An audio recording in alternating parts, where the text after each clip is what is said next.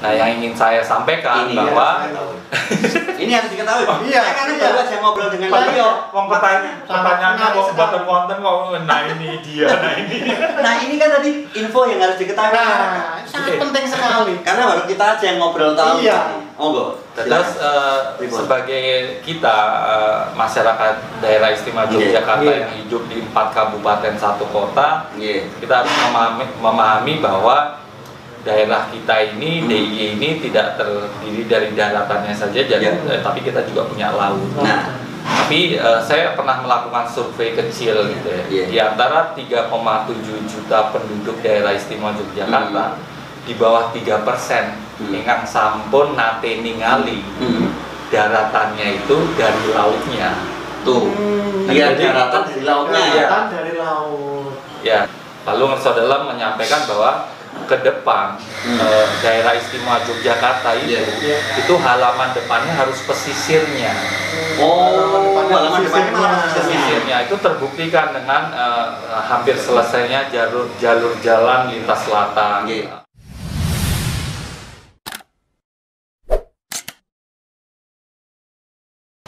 Pemirsa, kembali jumpa dengan saya Setiawan Tidatara Dan Iwan to be Millionaire, tentunya di Polling podcast keliling. Oke, kali ini kita kehadiran tamu yang spesial, yang luar biasa. Ya, istimewa. Nah, ini dengan Kanjeng Pangeran Haryo Wironegoro. Leres. Ya, alhamdulillah. Saya kalau podcast Leres mawon sampun saya. alhamdulillah. Oke, kali ini kita akan ngobrol-ngobrol tentang info terbaru yang harus diketahui semua masyarakat khususnya. Iya. Nah, ini biar lebih nyaman, perlu dibuka maskernya enggak? Perlu. Enggak. Saya tunggu pertanyaannya apa dulu kan. Oke. Gimana nih? Oke. Nah, biar nanti bener-bener ini kita ngobrol dengan beliau, dengan Kanjeng Pangeran Haryo Wironegoro. Oke. Kesibukan sehari-hari sekarang ini nopo mawon nih?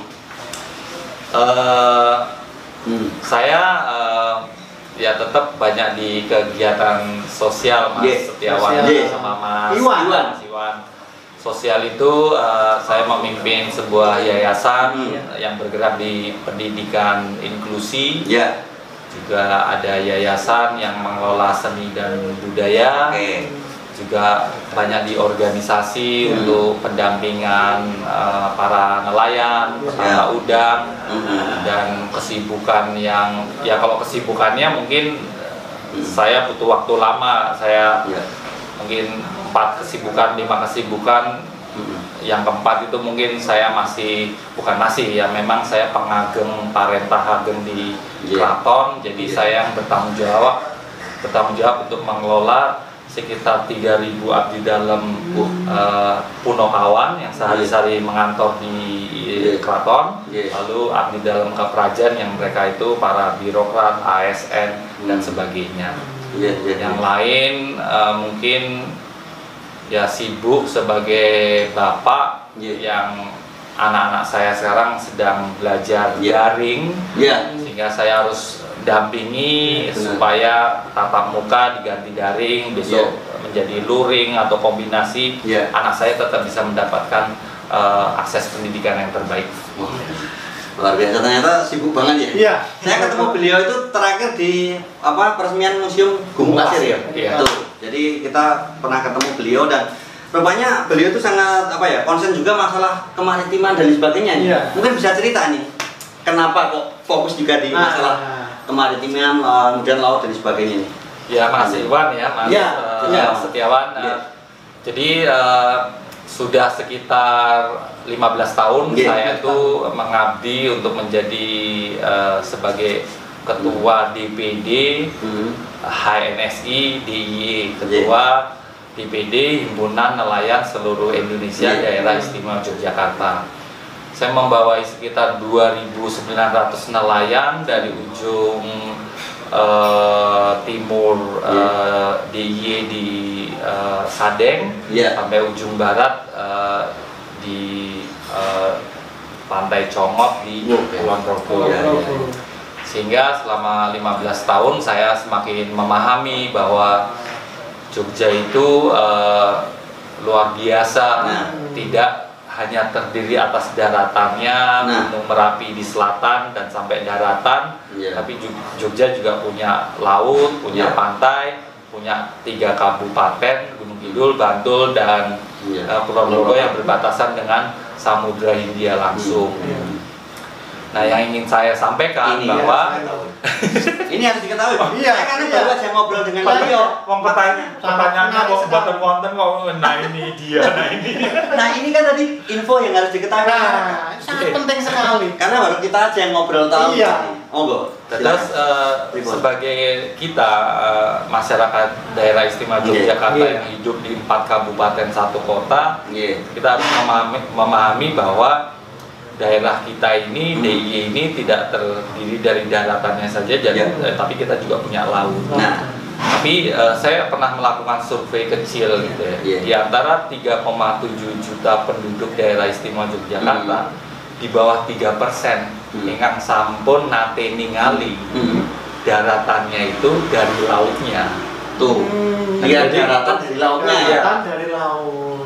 Ya, jadi saya juga punya anak 2 laki perempuan. Itu umur 3 tahun 5 tahun sudah saya seberangkan ke tengah laut, saya berenang ke tengah laut untuk melihat dari kapal bahwa suatu saat kalau kamu jadi pemimpin, kamu juga harus sadar bahwa kamu tidak hanya mengelola daratannya saja, tapi juga mengelola lautnya. Sehingga yang ingin saya sampaikan adalah bahwa pemimpin DIY, Meso Dalem selaku baik sebagai seorang raja dan gubernur itu punya visi misi yang sangat mengarah ke laut. Pertama itu among tani dagang layar, jadi pertanian tetap berjalan tapi ya lautnya digarap. Karena studi kami itu Segoro Kidul, Laut Selatan itu baru termanfaatkan ekonominya itu hanya sekitar 3%, 4%, 5%. Jadi masih ikan kecil, belum tuna yang 70 kilo, belum hasil-hasil laut lain yang bisa jadi komoditas. Lalu Meso Dalem menyampaikan bahwa ke depan daerah istimewa Yogyakarta itu halaman depannya harus pesisirnya. Halaman depannya pesisirnya itu terbuktikan dengan hampir selesainya jalur jalan lintas selatan. Airport baru juga ada di pesisir dan pemerintah kita semua sedang bekerja keras bagaimana halaman depannya ini ya tentu cantik, indah, tidak kumuh dan lestari sesuai dengan filosofinya Ngayuk Yogyakarta, yaitu Hamemayu Hayuning Bawono.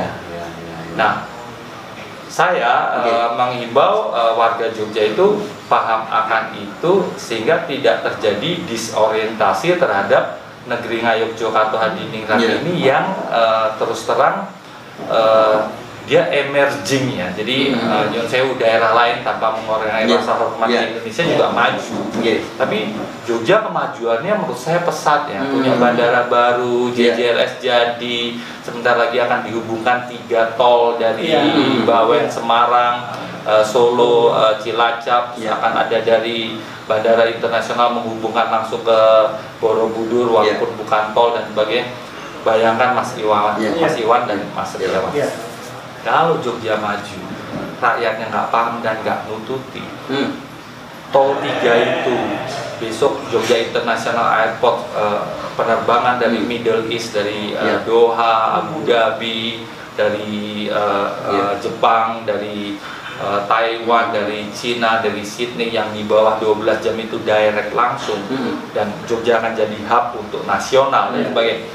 Kalau rakyatnya nggak siap terhadap migrasi manusia, migrasi kesejahteraan ekonomi menjadi lebih maju, migrasi kebudayaan, dan masyarakat DIY hanya menjadi penonton atas kemajuan itu, saya yang nggak akan terima dan saya akan berada di garda paling depan untuk mengajak rakyat Yogyakarta memahami ini dan menjadi tuan rumah dan menerima juga manfaat dari kemajuan dalam konteks kesejahteraan ini untuk dirinya. Dan terkait dengan tadi visi misi Meso Dalem selaku gubernur dan raja, itu adalah secara regional. Nanti ketika Thailand itu membuka terusan kerannya sehingga perdagangan dari Eropa ke Cina, ke Jepang dan sebagainya, ke Manila itu nggak lewat Selat Malaka lagi, nggak lewat Singapura, nggak lewat Malaysia lagi, otomatis berpengaruh kepada Indonesia dan sebagainya. Nanti perdagangan dari Eropa ke Pasifik dan sebagainya itu akan melipir dari Aceh itu ke selatan dan akan lewatnya menuju Australia sebelum sampai ke Selandia Baru, ke Caledonia Baru, ke negara-negara Pasifik itu kan pasti lewat halaman depannya Jogja. Nah kita akan melakukan apa ya? Satu, halaman depan kita kuatkan dulu. Saya sebagai ketua nelayan harus bisa mengajak nelayan saya bahwa berlayar lebih jauh, sehingga sekarang kalau tadi lihat foto-foto saya itu tuna 70 kilo tertangkap. Luar biasa. Saya harus mengajari bagaimana memperlakukan tuna itu secara terhormat, di handle dengan baik, sehingga ketika baru tangkap langsung 7 jam sampai ke dapur, besok syukur-syukur baru tangkap, dikemas baik, ke airport, lalu diekspor paginya, ketangkap pagi, besok paginya sudah bisa dilelang di pasar ikan Tsukiji atau apa di Jepang. Jadi harga jualnya bisa tinggi. Kalau sekarang kita, masyarakat kita dapat tuna 50 kilo, 70 kilo, itu per kilo 45.000. Ya tuna itu ya hanya dijagali, dipotongi tanpa mengikuti aturan bagaimana memperlakukan tuna itu dengan baik dan benar dan terhormat gitu. Sehingga nilai jualnya jadi tidak bisa tinggi. Justru kalau full diperhatikan banget tuh bisa mahal ya. Betul. Berapa juta, puluhan juta? Untuk disparasinya kalau sekilo itu 45.000, itu 60 kilo itu akan sekitar 2.800.000. Kalau itu nanti ekspor itu bisa sampai menjadi antara 30 sampai 40 juta. Luar biasa ya. Tapi harus jangan cacat ya, harus. Iya, saya nangkapnya nggak boleh diangkut. Ketika diangkat juga jangan digeledekin. Ketika mindah juga jangan pakai kaki. Jadi karena ketika kita menghormati apa yang akan dikonsumsi manusia ya itu kan yang dikonsumsi juga akan barokah dan sebagainya. Nah, sosialisasi jenengan pripun ini untuk bisa merubah paradigma. Saya aja baru ketemu dengan baru suatu saat ini punya halaman depan yang luar biasa. Nah, ini pripun biar masyarakat juga makin tahu apakah ke nelayan-nelayan sementara ini yang karena merupakan garda depannya atau pripun ini. Jadi kalau di Gunung Kidul, di Mas Iwan di Gunung Kidul, Pak Setiawan di Gunung Kidul, Bantul, Kulon Progo, kami punya ketua DPC Himpunan Nelayan seluruh Indonesia, masing-masing kabupaten itu. Dan saya bukannya takabur, bukannya ria, saya sudah bisa memastikan 3 ketua DPC saya itu adalah contoh nelayan warga Jogja. KTP-nya tuh tertulis Mas, karena saya minta pekerjaan nelayan. Jadi itu mereka bangga akan itu, mereka masih melaut setiap hari, mereka punya restoran. Jadi saya ajarkan mereka untuk tidak hanya paham tentang budaya Jogja dengan ikut pawiyakan, pelatihan budaya keraton, kesejarahan Jogja. Saya juga minta mereka untuk bisa jangan hanya bisa menjadi nelayan unggul, tapi bisa juga merespon apa pariwisata, merespon apa pertanian di lahan marginal dan sebagainya, juga mereka menjadi petambak udang dan sebagainya. Jadi message yang gambar besar yang tadi dicanangkan pemerintah DIY saya sampaikan ke teman-teman itu. Tapi dengan pemerintah, dengan instansi terkait seperti Dinas Kelautan dan Perikanan, lalu yang linier dengan kelautan itu, saya juga menyuarakan itu. Dan sekarang ada lembaga baru karena keistimewaan Jogja, namanya Pani Radio Budaya ya, kalau nggak salah. Itu dipimpin oleh seorang Pani Radio Pati. Jadi kira-kira begini. Undang-Undang Keistimewaan nomor 13 tahun 2012 itu kan mengatur 5 pilar keistimewaan: tata cara jabatan gubernur, wakil gubernur, kelembagaan, lalu tata ruang, pertanahan, dan kebudayaan. Sehingga tata ruang pertahanan dan kebudayaan ini yang paling banyak misalnya dalam konteks keistimewaan, karena mungkin juga ada dana keistimewaan yang terbiayai untuk pelestarian, pengembangan dan sebagainya. Nah tadi dalam konteks kelembagaan jelas Jogja punya Sekda DIY gitu ya, yang mengurusi ketata pemerintahan daerah istimewa Yogyakarta sebagai daerah yang misalnya setingkat provinsi, tapi kalau di Jogja, di Indonesia sebenarnya sudah nggak boleh memanggil Jogja itu provinsi daerah istimewa Yogyakarta, karena nomenklaturnya sudah dihilangkan menjadi daerah istimewa Yogyakarta.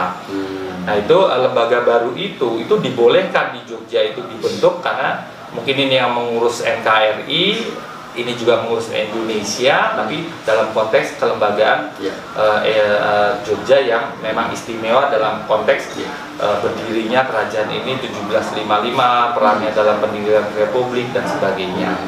Sehingga mungkin Mas Tiawan, Mas Iwan kolong gumun keterlaluan. Ini saya sampaikan demi pengetahuan umum. Hanya di Jogja gitu ya, karena ini sekarang kecamatan di Jogja itu tidak dipanggil kecamatan, dipanggil Kepanewonan. Nah, saya menjelaskan pentingnya visi misi maritim ini kan pasti butuh waktu lama. Menjelaskan orang se-Jogja, se-Indonesia untuk menjelaskan bahwa Kapanewonan diganti kecamatan diganti Kapanewonan, lalu ada lembaga baru, ada Pani Radiopati tadi dan lembaga banyak yang terbentuk dan sebagainya itu menjadi tugas siapa? Tugas kita bersama. Salah satunya saya, kalau Mas Setiawan, Mas Iwan ini tertarik di budaya Mataram, Ngayogyakarta, Hadiningrat, menyambut babak barunya. Itu saya siap memfasilitasi mas-mas ini ikut pawiatan Keraton Jogja atau pawiatan Pamong, di mana mas-mas akan diberikan tentang pengetahuan tentang sejarah berdirinya Ngayogyakarta, filosofi dasar dari filosofi sampai filosofi tentang garis imajiner dan filosofi sampai nilai-nilai seperti Unggah Ungguh, Suprosito, Toto Kromo, lalu Aku Sopo, Karo Sopo, Nang Diaku, Kudu Kepiye, lalu Menang Tanpa Ngangsur Akhir, Guru Tanpa Bodo, Sugih Tanpa Bodo, dan sebagainya. Juga cara berbusana Jawa yang baik dan benar, terus arti-arti wewangunan keraton, jenis-jenis gongso, tarian dan sebagainya. Sehingga ada peristiwa budaya yang menarik gitu ya, ketika Ngerso Dalem kemarin, ketika hari ulang tahun Korps Marinir di Jakarta, beliau menyumbangkan gending marinir, saya kesupen itu nama lengkapnya, yang menunjukkan bahwa negeri Ngayogyakarta Hadiningrat yang sekarang menjadi satu kesatuan dengan NKRI dari abad 17 sudah punya konsep maritim kok, dan dituangkan dalam gending dalam gending loh. Berarti kan ada dasarnya tentang jenis kapalnya, pangkat pasukannya dan sebagainya. Yuk, yang punya ketertarikan ini silakan mengelaborasi. Saya akan memfasilitasi. Yang nopo-nopo kita, mas semuanya harus Mas Setiawan, harus Mas Iwan.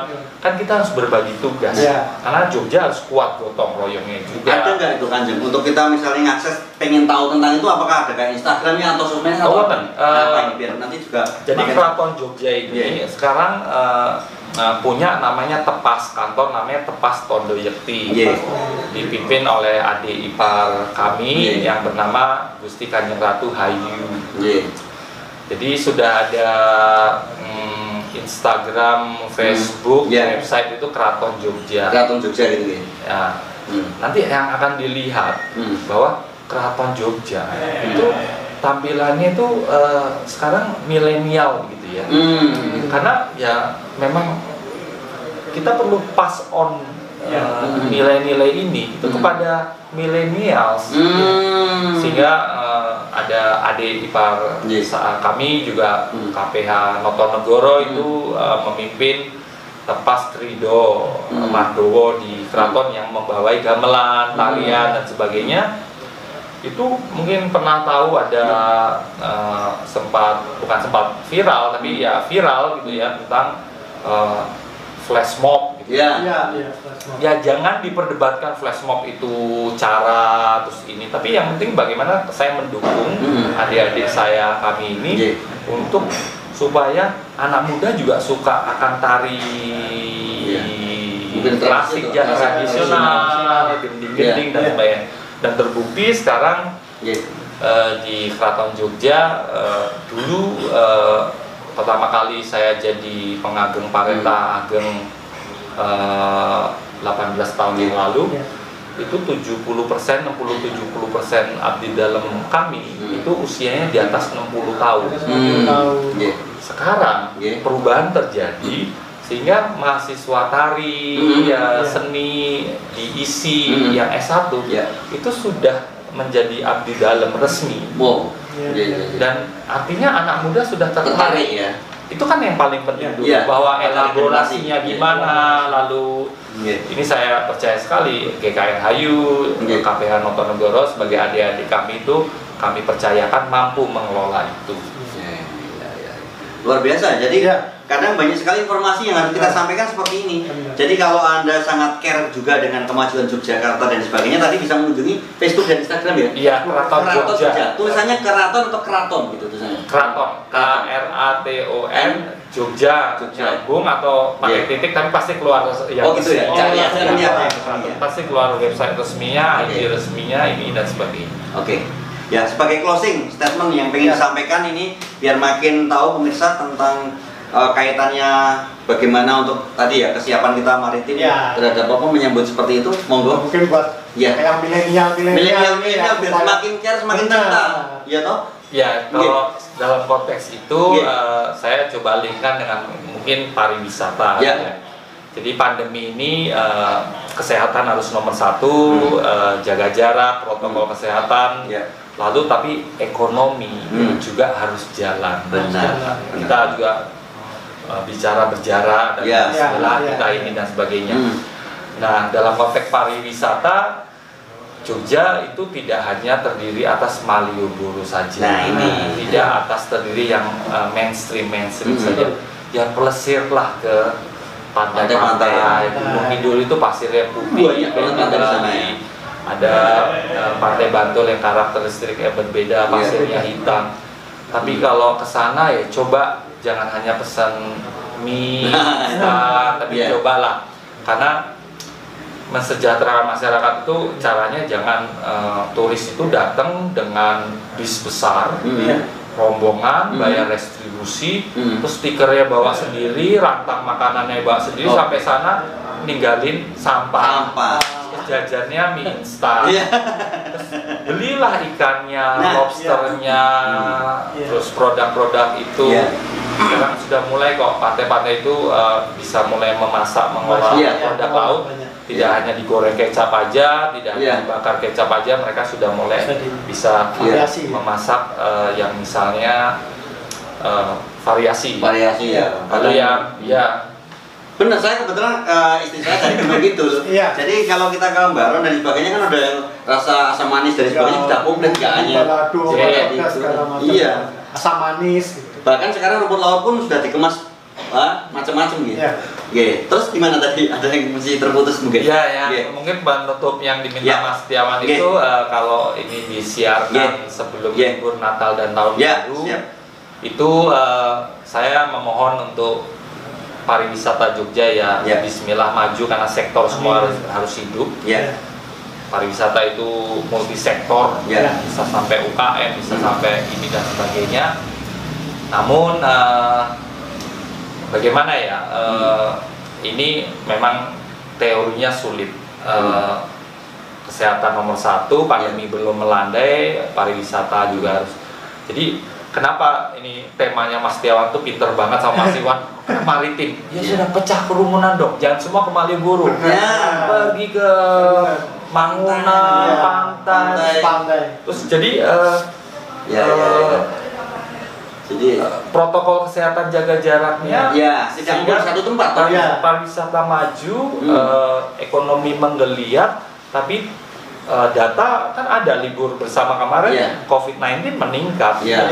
Ini yang tidak kita inginkan. Jadi buat wisatawan atau yang nanti akan datang ke Jogja untuk berlibur di libur Natal dan Tahun Baru, harapannya jangan hanya berkumpul berwisata di satu titik, menyebarlah ke daerah istimewa Yogyakarta yang terdiri dari 4 kabupaten 1 kota. Di Kulon Progo banyak air terjun indah, di pantai-pantai indah, di Gunung Kidul goa-goa, di Sleman juga nggak hanya Merapi, nggak hanya naik nggak hanya lavatur, ya semuanya, nggak hanya candi, ada sudut-sudut yang tempat kita tapping ini juga menarik dan lain. Jadi jangan ngumpul satu tempat lah yang betul-betul tapi bagi rezeki lah buat semua kalangan sehingga tidak terkumpul di tempat yang mainstream saja. Terima kasih sekali. Sama-sama. Kanjeng ini luar biasa. Kita ketemu, beliau meluangkan waktu untuk ngobrol. Gak janjian ditodong mas.